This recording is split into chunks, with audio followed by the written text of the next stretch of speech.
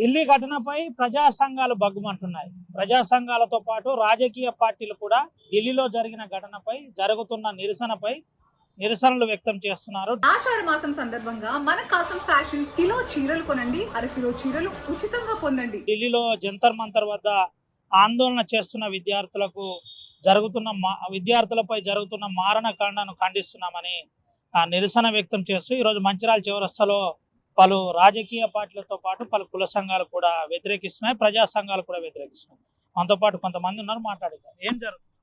ఈరోజు మంచిర్యాల పౌర సంఘాల ఆధ్వర్యంలో జంతర్ మంతర్ వద్ద న్యూఢిల్లీలో విద్యార్థి లోకంపై జరుగుతున్న దమనకాండను ఖండిస్తూ నిరసన ప్రదర్శన చేపట్టాము.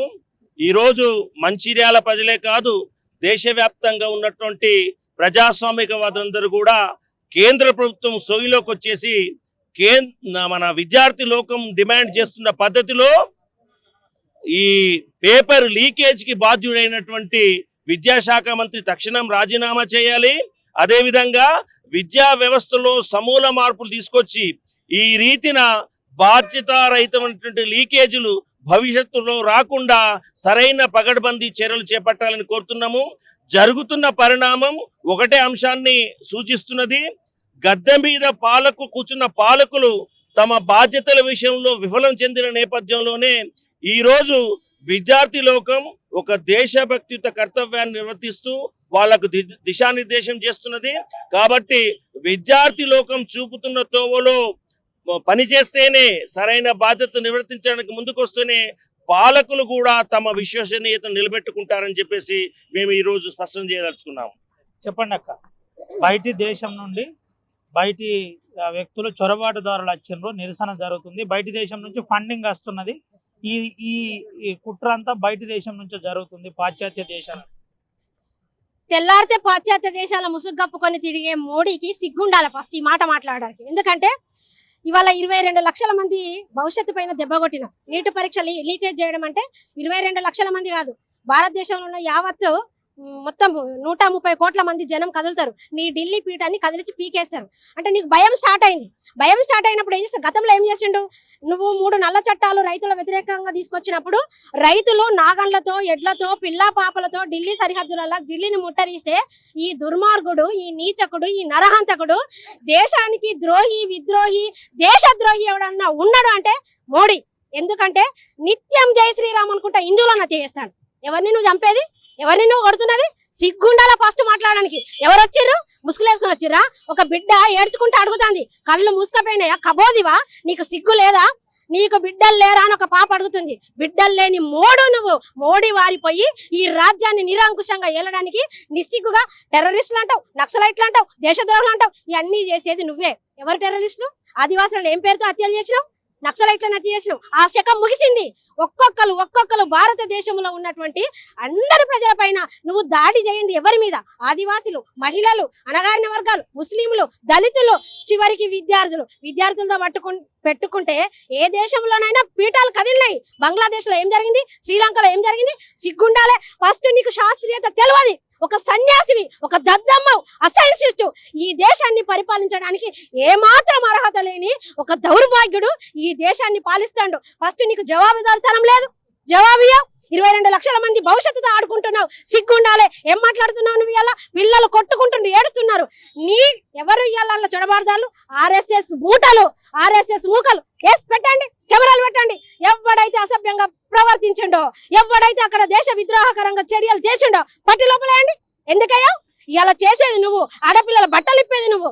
ఉద్యమకారులు, విద్యార్థులు ఆడపిల్లల బట్టలు ఇప్పుతారా? చరిత్ర ఉందా అలాంటిది? ఎక్కడ ఏ ఉద్యమంలోనైనా ఇప్పుడే చరిత్ర ఉందా? నరహంతక మోడీ పెంచి పోషిస్తున్నావు నీ మూకల్ని నువ్వు. ఇట్లాంటి ఉద్యమాలు జరిగినప్పుడు మెల్లగా రంగంలోకి దింపి ఉద్యమాన్ని నీరుగార్చడం కోసము, నువ్వు నీ లాఠీలకు తూటాలకు పనిచెప్పడం కోసము, నిరంకుశంగా నీ పాలన కొనసాగించడం కోసము ఇలాంటివన్నీ పుట్టించే అవాకులు చెవాకులు చెల్లిపోతే ఖబర్దార్. నీ ఢిల్లీ పీఠం కదిలింది, యావత్ భారతదేశం కదలడానికి సిద్ధంగా ఉంది. ఇక చూసుకో, కాసుకుందామంటారు ఖబర్దార్ మోడీ. పరిస్థితి యావత్ దేశం కదలడానికి సిద్ధంగా ఉందని చెప్తున్నారు. ఎవరైతే అల్లరి మూకలు ఉన్నారో వాళ్ళని ఎందుకు కేసులు పెట్టట్లేదని కూడా చెప్తున్నారు. ఏం చెప్తారు? జంతర్ మంతర్ వద్ద విద్యార్థులు, యువత వాళ్ళ హక్కు కోసం, వాళ్ళ విద్య కోసము, క్వాలిటీ విద్య కోసం భవిష్యత్తులో భారతదేశ అభివృద్ధి మరి వాళ్ళే పరిపాలించే వాళ్ళు కాబట్టి వాళ్ళ హక్కు కోసం పోరాడుతుంటే మూకలు, రౌడీలు, గూండాలు, ఆర్ఎస్ఎస్ గూండాలు అనేక ప్రాంతాల నుంచి వచ్చి మరి విద్యార్థులని మొలలతోటి ఆ ఆడపిల్లలకి బట్టలిప్పుకుంటా అసహ్యమైన ప్రవర్తనతోటి మీరు చేస్తున్న విధానాన్ని 140 కోట్ల ప్రజలు చూస్తా ఉన్నారు. ఖచ్చితంగా దేవేంద్ర ప్రధాన్ ఒక ద్రోహి, ఒక బాధ్యతాయుతమైన మంత్రి పదవి వ్యవహరిస్తూ 70 మరి పరీక్ష లీకేజీలకి బాధ్యుడైన నువ్వు స్వచ్ఛందంగా రాజీనామా చేయాల్సి ఉండే, కానీ నీకు సిగ్గు లేదు, విద్యార్థుల పట్ల దేశం పట్ల బాధ్యత లేదు కనుక నువ్వు రాజీనామా చేస్తలేవు. రాజీనామా చేయని ఆ శాఖ మంత్రిని బర్తరఫ్ చేయాల్సిందిగా ప్రజా సంఘాలుగా మంత్రియాల నుంచి, జయభారత్ నుంచి డిమాండ్ చేస్తా ఉన్నాము. ఈ పౌరులని, ఈ విద్యార్థులని, ఆ యువతని కాపాడుకోవాల్సిన బాధ్యత మా అందరిపై ఉన్నది. మేమంతా కూడా వారి కోసం ఉన్నాము. నీలాంటి అనేక రకాల దోపిడీదారులతోటి మేము మిమ్మల్ని ఖండిస్తాం, మీ వెంట పడతాం, అవసరమైతే మిమ్మల్ని ప్రయత్నంలో మేము భాగస్వామ్యం అవుతాము. అవసరమైతే ప్రజా సంఘాల నుంచి మరొకసారి ఢిల్లీకి కూడా పిలిపించి ఢిల్లీని ముట్టడించి మీ భర్తం పడతామని జయభారత్ నుంచి, మంచిర్యాల జిల్లా ప్రజా సంఘాల నుంచి తెలియజేస్తా ఉన్నాం. చెప్పండి సార్, ఏం చెప్తారు? ఇప్పటికే కొన్ని కఠినమైన చట్టాలు మళ్ళీ తీసుకొచ్చిన ప్రచారం జరుగుతుంది. సంవత్సర కాలం పాటు రిమైండ్ కూడా ఉండబోదు అని ఒకటి చెప్తున్నారు. ఇప్పటికే ప్రధానమంత్రి కూడా రెస్పాండ్ అయ్యండి, ఏం చెప్పచ్చు? నేను ఒక్కటే అడుగుతున్నా, దేశ ప్రజలుగా అడుగుతున్నా. నేను ఒకటే, యాక్చువల్గా ప్రజాస్వామ్యం అనేది ఈ మంత్రులకు తెలుసా లేదా? అసలు ప్రజాస్వామ్యంలో ఉన్నామా, ఎక్కడున్నాం అనేది ప్రజలకు ఒక ప్రశ్నార్థకం అయిపోయింది. ఏం నేర్చుకోవాలి? ప్రజలు ఎన్నుకున్న ప్రజాప్రతినిధి ఏ విధంగా మెదలాలనేది తెలుసుకోలేని పరిస్థితిలో ఇవాళ ఉన్న మంత్రులు అంత దుస్థితికి దిగజారినటువంటి పరిస్థితి ఏర్పడ్డది. ఎందువల్ల వచ్చింది? వీళ్ళేమో నాలెడ్జ్ పర్సన్స్ కాదు, మంచి ఎడ్యుకేటెడ్స్ కాదు, మంచిగా చదువుకున్న వాళ్ళేమో సందులేగితే ఈ అడ్డమైన చదువులు చదివి వీధులు తిరిగిన వాళ్ళంతా మంత్రులు, ఎమ్మెల్యేలు, ఎంపీలు, సీఎంలు అవుతున్నారు. అందుకే ఈ యొక్క దేశం దుస్థితి ఈ విధంగా తయారైపోయింది. నువ్వు చేయాల్సింది ఇలా బేటీ బచావ్ అని ఒక నినాదం చేసినావు. ఇవాళ ఆడపిల్లలు బేటీ కాదా? అది ఆమెను అంత హీనంగా కొడుతుంటే ఒక్కొక్క ప్రజాస్వామ్య పద్ధతిలో వాళ్ళు ఒక పద్ధతి ఇచ్చారు.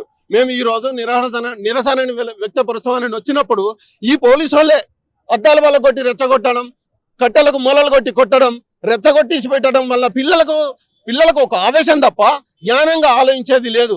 గత 30 ఏళ్ల క్రితం వెళ్ళిపోతే అప్పుడు వచ్చిన ఉద్యమాలకు ఇప్పుడు తేడా ఉంది. వాళ్ళు ఒకరి నుంచి ఒకరు చేయడానికి సిద్ధపడ్డారు. కాబట్టి నేను అడుగుతున్నా, ఫస్ట్ మీకు ప్రజాస్వామ్యబద్ధంగా మెదిలే పరిస్థితిని ఏర్పరచుకోండి, లేదంటే స్వచ్ఛందంగా రాజీనామా చేయండి. ఇంతకుముందు జరిగిన వాటిని కనీసం నైతిక బాధ్యతగా ఇంత హీనంగా దేశ ప్రజలంతా చూస్తుంటే నీకు ఏ విధంగా సిగ్గులేదే? ప్రజలంతా అదే మన పిల్లలు చనిపోతే మనం ఊరుకుంటావా? ఎందుకు నీకు ఆ మానవత్వం లేదు? తల్లిదండ్రి బాధ్యతగా నీకు ఉండాలి కదా. ఒక ప్రజాప్రతినిధి అంటే ఒక దేశ ప్రజల్ని పాలించే అటువంటి వ్యక్తివి. నీకేమాత్రం సామాజిక న్యాయం తెలియనప్పుడు నువ్వు ఖచ్చితంగా బర్తరఫ్ కావాలి, స్వచ్ఛందంగా రాజీనామా చేయాలని చెప్పి ఈ దేశ ప్రజలు అందరూ కోరుతున్నారు. ఒక్క ఏరియా నుంచే కాదు, దేశ ప్రజలు కానీ, స్టూడెంట్స్ కానీ, అందరూ న్యాయ సంఘాలు ఇదే విధంగా ఫస్ట్ దాన్ని చేస్తే దేశ ప్రజలు మనశ్శాంతిని కోరుకుంటారు. కాబట్టి నువ్వు స్వచ్ఛందంగా రాజీనామా చేసి చెయ్యాలని చెప్పి ప్రజల కోరిక. చెప్పండి అన్న, ఏం చెప్తారు? ఏం జరుగుతుంది ప్రస్తుతం? ఈ ఉద్యమాలన్నీ కూడా లెఫ్టిస్టులు, కమ్యూనిస్టులు బయటి దేశాల వాళ్లకు సపోర్ట్ చేస్తున్నాయి. మన దేశంలోనే కొంతమంది భావ వ్యతిరేకవాదులు ఉన్నారు. అంటే ఈరోజు మనము చూస్తున్నాం, ఈ దేశంలో గత 10-12 సంవత్సరాల నుంచి ప్రజల ద్వారా ఎన్నుకోబడ్డటువంటి ప్రభుత్వాలు ఎక్కడ కూడా ప్రజల సమస్యల మీద చర్చించినటువంటి పాపాన్ని ఇప్పటిదాకా పోలేదు. 12 సంవత్సరాల కాలంలో నిజంగానే ప్రజల కోసం ఒక్క చర్చ అయినా కూడా ఈరోజు ప్రజల కోసం చేయలేదు. ఏమైనా ప్రజలకు నిరోధకమైనటువంటి, ప్రజా వ్యతిరేకమైనటువంటి మాటలే తప్ప ఇంకొకటి లేదు. నిన్న కాక మొన్న విద్యార్థుల సమస్యలపై రాహుల్ గాంధీ స్పీకర్ను ఈ విద్యార్థుల సమస్యపై చర్చిస్తామంటే ప్రభుత్వాన్ని అడిగి చెప్తామన్నటువంటి దుర్మార్గమైనటువంటి ప్రజాస్వామ్యం ఈరోజు పార్లమెంట్ విధానాలు కొనసాగుతున్నాయి. అట్లాగే ప్రజల టాక్సీల ద్వారా ఉన్నటువంటి న్యాయ వ్యవస్థలు, పోలీసు వ్యవస్థలు కూడా మనం చూసినాం. నిన్న విద్యార్థులకు సంబంధించిన విషయాలపైన న్యాయ విచారణ చేయాలని చెప్పేసి అంటే అత్యున్నతమైనటువంటి ప్రధాన న్యాయమూర్తి అయినటువంటి వ్యక్తే వాటికి చూసే తీరిక నాకు లేదని మాట్లాడినటువంటి దౌర్భాగ్యమైన, సిగ్గుమాలినటువంటి ప్రజాస్వామ్యంలో మనం ఉన్నాం. కాబట్టి ఇది ప్రజాస్వామ్యమా, నిరంకుశత్వమా? కాబట్టి ఈ నరేంద్ర మోడీ అట్లాగే అమిత్ షా ఈరోజు ప్రజాస్వామ్యాన్ని కూని చేసేసి నియంతృత్వాన్ని తీసుకొచ్చే పరిస్థితులు ఉన్నారు. నిజమే, బేటీ బచావో బేటీ పడావో అని చెప్పి చక్కగా చెప్పారు. మణిపూర్లో మహిళల బట్టలు ఉడదీసి భారత మాతను బజార్కి ఇచ్చిన బాడుకావులు ఇల్లు మామూలు వ్యక్తులు కాదు.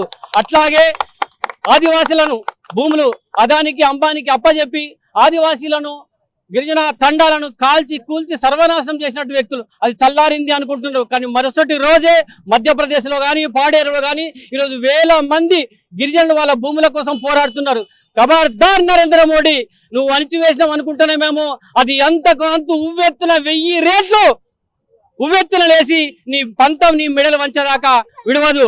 కాబట్టి ఎక్కడైతే మీరు అనుకుంటున్నారో పోరాడే ప్రజలను దేశద్రోహులని, అర్బన్ నక్సలైట్లని లేదా నక్సలైట్లని చెప్పేసేసి లేదా మత విద్రోహాలను మాట్లాడుతున్నటువంటి ఏదైతే ఉన్నదో అది ఇది చెల్లదు, ఆ చెల్లవోనివము. కాబట్టి ఖబర్దార్, మీరు ఇకనైనా మీ పద్ధతులు మానుకొని మీరు రాజీనామా చెయ్యాలి. ఖచ్చితంగా తప్పించుకున్నటువంటి పరిస్థితి లేదు. ప్రజలందరూ ఎక్కడికక్కడ నీ పట్ల, నీ వ్యతిరేకత పట్ల ఆయుధాలు పట్టుకొని కదులుతున్నారు బిడ్డ.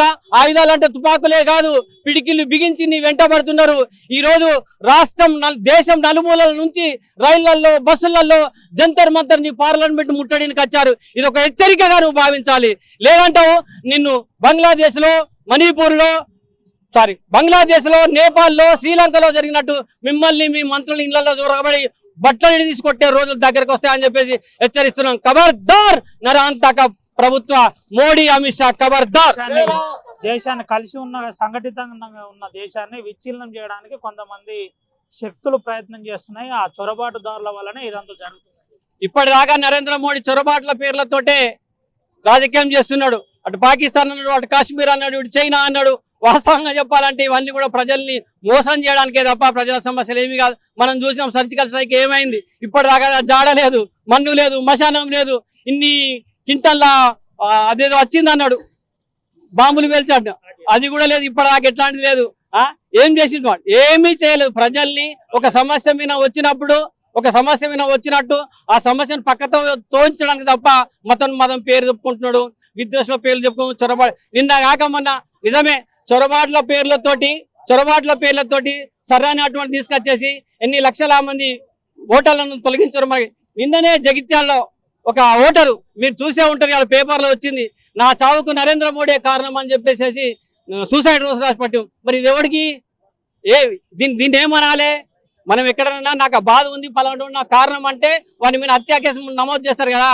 మరి ఆయన తన స్వహస్తాలతోటి నరేంద్ర మోడీ నా చావు కారణం అని చెప్పేసి సిరిసిల్లాలో చేయడం జరిగింది. దీన్ని ఏమంటాం? నరేంద్ర మోడీ గారు ఎప్పుడైనా కూడా ప్రజలను పక్కకు పెట్టి ఏదో చేద్దాం అనుకుంటే హిట్లర్ ఏం జరిగిందో తెలుసు. హిట్లర్ చెలాగా అంటే హిట్లర్కే చచ్చిపోతారు మీరు, ఊకోరు జనము. కాబట్టి ఆలోచించండి, ఎక్కడిక్కడ ఎవడు విద్రోహం లేరు, ఎవడు దేశద్రోహం లేరు. మీరే ఈ దేశ సంపాదన అంతా కూడా బయట దేశాలకు పంపిస్తున్నారు. ఈ దేశ సంపాదన అంతా కూడా అదాని అంబానీ కాపాడడానికే మీరు గద్దెనెక్కిరు తప్ప నిజంగా ఏముంది? ఎక్కడ ఉంది? పత్రికా ప్రజాస్వామ్యంలో 107 విదేశాల్లో 150 స్థానంలో ఉంది మనం. జీడిపి అంటారు, జీడిపి బాగా అభివృద్ధి చెందినటువంటి మీరు పెట్రోల్ వాడద్దు అంటారు, కట్టెల పొయ్యి వాడాలంటారు.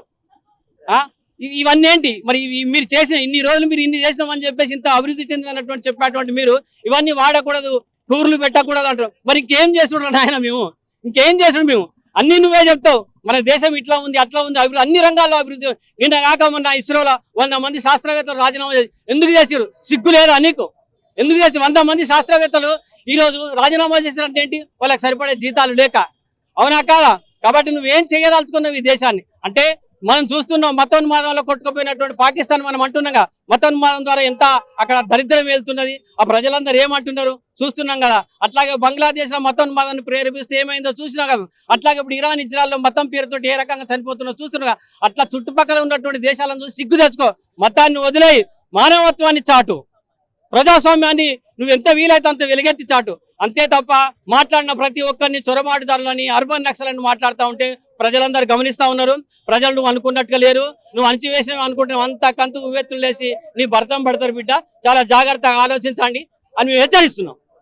ఇది పరిస్థితి. ఇప్పటికైనా మతోన్మాదం పేరుతో విచ్ఛిన్నం చేసే ప్రయత్నం ఎవరు చేయట్లేదు. అసలు ఢిల్లీలో జరిగిన ఘటనను మేము తీవ్రంగా వ్యతిరేకిస్తున్నాం. విద్యార్థులతో పెట్టుకుంటే చాలా ఇబ్బందికరంగా ఉంటుంది. ఇప్పటికైనా కేంద్ర విద్యాశాఖ మంత్రి వెంటనే రాజీనామా చేయాలని చెప్తున్నాం. Court studio.